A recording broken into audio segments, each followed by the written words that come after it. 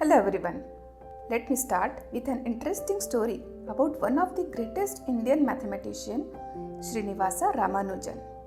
Once, Ramanujan was in hospital and his friend and colleague Dr. Hardy came to visit him. To lighten the mood, Dr. Hardy said, "I came here in a taxi with the most boring number, 1729. There is nothing interesting about it." Ramanujan immediately responded with a spark in his eyes. "No, Hardy, it's not boring at all. In fact, 1729 is a very interesting number. It's the smallest number that can be expressed as the sum of two cubes in two different ways." For those wondering, 1729 is equal to 1 cube plus 12 cube. Also, it is 9 cube plus 10 cube. Isn't that fascinating?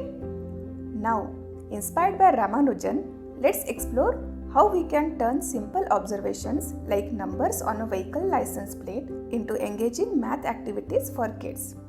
When you are on a road trip or caught in traffic, observing vehicle license plate can become a fun and educational family activity. Here are some creative ideas to try. Let's say you spot a vehicle with the number 1, 2, 3, 4. Ask your kids to add the digits.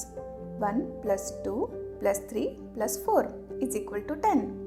Encourage them to think of efficient way to add. For example, pair the digits. 1 plus 4 is equal to 5. 2 plus 3 is equal to 5 and 5 plus 5 is equal to 10. Similarly, with a number like 9713, they might pair 9 plus 1 is 10 and 7 plus 3 is also 10, making it 10 plus 10 is equal to 20. Through this, kids intuitively learn the commutative property. The order of number doesn't matter in addition. Now let's dive into the fun world of multiplying the digits of a number. Say the number is 9085. Ask your kids what's the result when you multiply all the digits of this number. Encourage them to work it out step by step. 9 times 0 times 8 times 5 is equal to 0. Why is the answer 0? Let the kid discover that any number multiplied by 0 results in 0. A fun and memorable introduction to the effect of 0 in multiplication.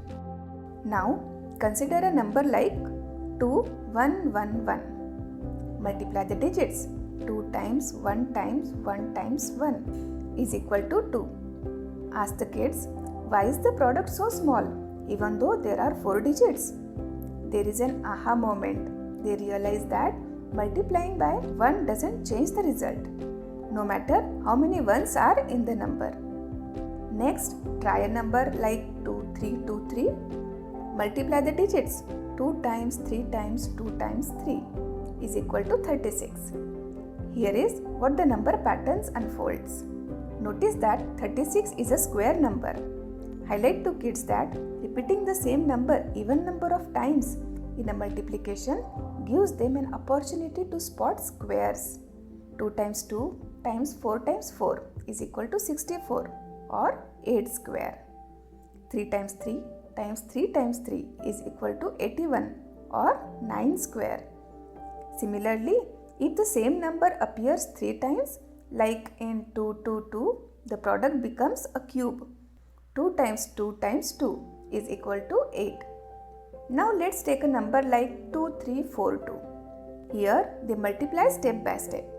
2 times 3 is 6, 6 times 4 is 24, 24 times 2 is 48.